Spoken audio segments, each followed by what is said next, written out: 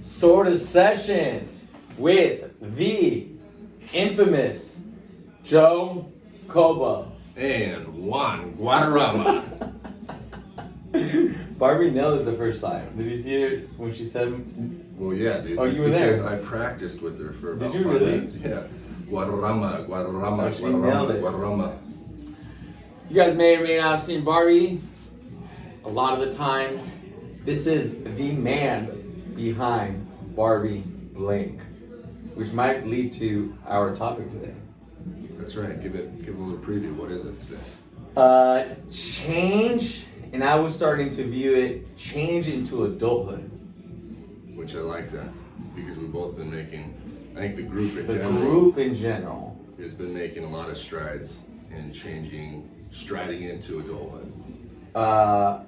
So I would like to start off with, I don't know if you guys know how much the group affects me in really transitioning from being a young coach into, hey, this is now starting to be a group of adults that I am very fortunate. And I think we all, not just me guiding us through fitness, but we all guide each other. Yeah. And what the internet sees is just us working out. Behind the scenes, there's a lot of other stuff, conversations that happen like this, off camera, during coffee, via text, via phone calls, and our spouses might make fun of us for how often that we talk. But the group has affected me in how I've changed into whatever person I am today. No, I agree with that for one, and then for two, you know, maybe you've heard the saying, you are who you surround yourself by. You are the sum or the average of your top 5 friends, and I would say the group at SORTA, the group that we've been training with, you know, has pushed me to be a better person, a better spouse. You know, Juan definitely has inspired me someday to be a better father, to be a great father, and then to push myself and not limit myself also in my professional and just business fronts or my success in life. So that's what the group gives to me. I mean, we're constantly pushing each other. We're all in different parts in our life, but everybody's moving forward together. I think I thought that came to mind while as you were speaking was for me, and I've seen this through conversations that each of you have reached out to me and probably everyone else, is that we now think about our actions and maybe would go, hey, what would Koba say or what would Zach say about this situation, versus maybe 5 years ago it's this is what I think and I don't really care, to now where one of us may be having a thought and we bounce it off sometimes in front of the whole group, right, or on the side individually, right, and just actual concern for each other. Like, what the fuck is up with this dude? What are you doing? Well, and I know the intent for me when I do that is not necessarily to dump or bleed, but to get feedback and perspective. Or sometimes okay to dump and bleed, That's which right. Before and growing up was very testosterone like alpha guys. You wouldn't ever have those conversations. Right. And this weird growing ship of like, I can be compassionate with another male. Right. Which before was like, that's fucking weird. No, that's a weakness. But now realizing as we get older, like, no, that gives us way more fucking strength. Yeah, and develops bonds and friendships that take time and trust and, you know, a lot of development. But I think what's cool is then now starting SORTA, we get new people coming in and we try to create that environment. And the bite's a lot faster. The bite's a lot faster so that they can have a similar experience. Because that's part of the magic here for, I know me, and I think a lot of us.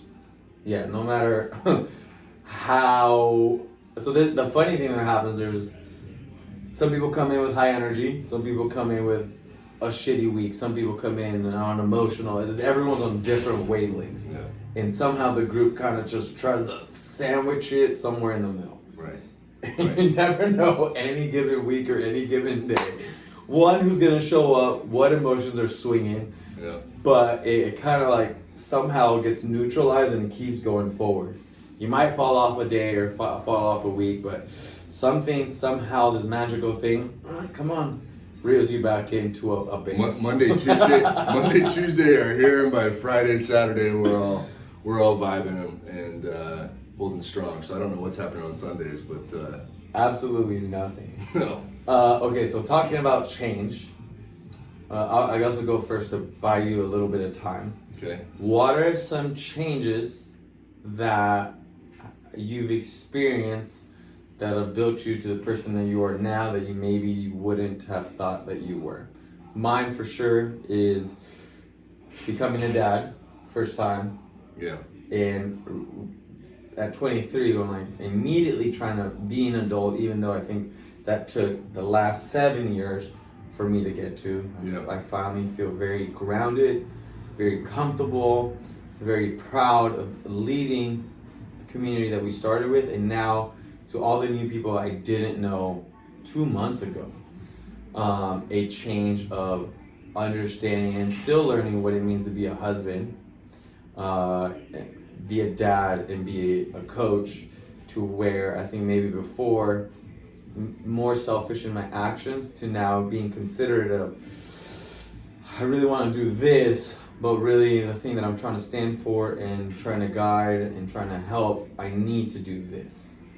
I think also growing in my career and having to be in positions to where, hey, people are looking up to you. You need to have some principles to dictate behaviors or actions. Right. Otherwise, it's not going to be worth it. It's going to be a waste of your time. You're falsely leading people in a certain way.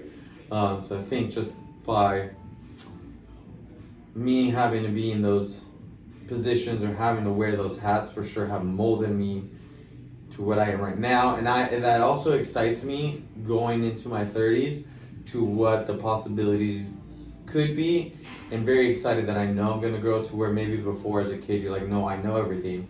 I'm excited for the things that I don't know that I'm also going to grow into. Right. What are some of your changes?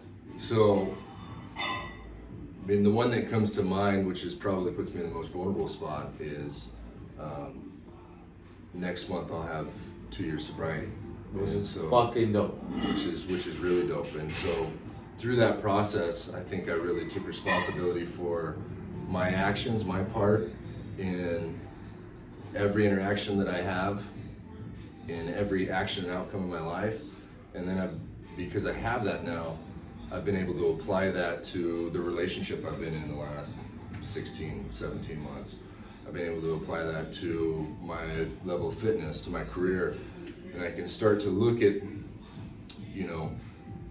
the decisions and outcomes that come throughout the day and analyze those on a shorter feedback loop, in lieu of what I used to do is just kind of, spray and just be erratic and kind of just live with whatever it was. I did not have the accountability to myself to constantly trying to push better. And so, as a result of that, a lot of things have happened for me in the last 2 years. I remember the day, I don't know if you remember, on the track, on Yeah. the opposite side of the track, it was a very simple statement, and you're like, I feel like I can do anything. I've started to do these things and everything is fucking going right. Yeah. Your job promotion, Yeah.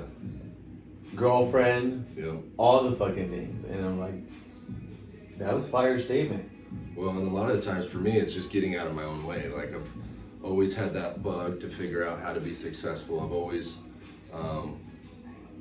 been able to push forward in areas of my life, but I've never had the accountability or responsibility to continue pushing or not put a ceiling on myself or say, hey, I don't deserve this, or it's okay if I implode this. So, like Juan was stating, a lot of things have happened for me. I've developed a really, really strong relationship with my now fiance. I'm a homeowner now in California. I'm working for the company that I want to be working for and the job that I want to be working on. And I continue to remove mental ceilings and mental blocks that I may have at one time had for myself, and trying to approach it with the mentality is that I can be whoever I want to be. I'm just a product of my latest actions. So with that being said, I try to continue to remind myself it's about putting in the work for whatever it is that I want. What is something that you're currently working on changing? So I think the biggest thing is ego, man. So I really want to read this book. It's called Ego's the Enemy? Through the New Looking Glass. And for me, I've always said that, I'm an egomaniac who is super sensitive, and so I would like to know that's really good awareness. right. So for me, how that impacts me is I get my feelings hurt really easily, and then I react, and my reaction is extremely emotional. And so today I have the awareness, I think, to rein that in and be able to say, okay, what's my part? What are my actions? What can I fix? What can I control on a shorter feedback loop? But even if that's 24 hours, which at this point it usually is, I can still create a lot of destruction. I can still create a lot of chaos in my life just based on that sensitivity. And at one point in time, if somebody were to call me sensitive, I would react sensitively and tell you to fuck off, and I probably wouldn't talk to you for the next 3 or 4 or 5 days, hold a grudge, But I'm now comfortable knowing that about myself, and so now it's not if it is or if it isn't. I've accepted that. Now it's like, hey, what am I going to do about it to continue to move forward? Because I can't have this impact my relationship with my fiance. I can't have this impact my relationship with my friends, my professional career, because I'm slipping, because I'm taking something personally. Yeah. I am currently working on accepting people where they're at, not resenting them for them being that person. Yeah. I found out that's probably my hardest thing I do. And I think for both of us, our weakness is also feeds our strength a lot. Right. And has helped us maybe elevate or push on some other areas. Right. Because we got to get there. So being patient is really hard for me. Just sitting still. I'm working on kind of observing and taking a breath before I mentally jump to a conclusion, I guess, on people. Yeah. Which is hard. Huge, being a gym owner, right? Yeah, and it's a hard role that I've talked to you about, being friends, being the business owner, being a coach. How do I balance? It's really hard. Yeah. Because I overlap a lot of hats a lot of the time. Right. Right. Which also brings me a lot of growth and helps me help other people that are not as close. Right. Which is super special because I can. I've said it already. And it's super exciting to be around new people who don't know how we operate, and just seeing where they're at and seeing how I can help. I'm not really trying to fix anyone. And that goes with the statement I just said before. Right. But what are maybe tools that I've learned from you guys, from personal experiences that I can give out. Yeah. As well. Any actionable stuff that you would recommend to people or a younger Koba? So I'll just try to relate this back to my previous statement as far as what I'm working on. And I think the biggest way to get out of self and to get out of ego is to try to be of service, or how can I help others? So when I'm, for example, at work, how can I be of optimal service to the job? How can I be of optimal service to the position or my direct superior, my boss, whatever it is? How can I come home regardless of the day that I had and make my significant other feel special and valued for whatever she did that day before I make it about myself. And when I tend to do that, which is not my instinct, when I do that, you know, it tends to work out for me. Yeah. I try to observe patterns in people because I get to be around people, which is really fortunate. I think right now I would challenge everyone to find a circle that pushes you Yeah. and keeps you accountable, especially because the internet age, one, and the COVID thing. And I think for us, I really think it's been easier because we've had people. Right. And you're like, okay, I'll go to work and the world's fucking going on out there, but I got this. Right. Inside our circle. Because imagine if this was taken away. Right. It'd be really difficult. I posted something about yesterday. Have friends you can't hide from. Right. They can see through your shit and are gonna call you about your shit. If everyone's fucking praising you all the time, I think your friends are whack. My friends are better than your friends.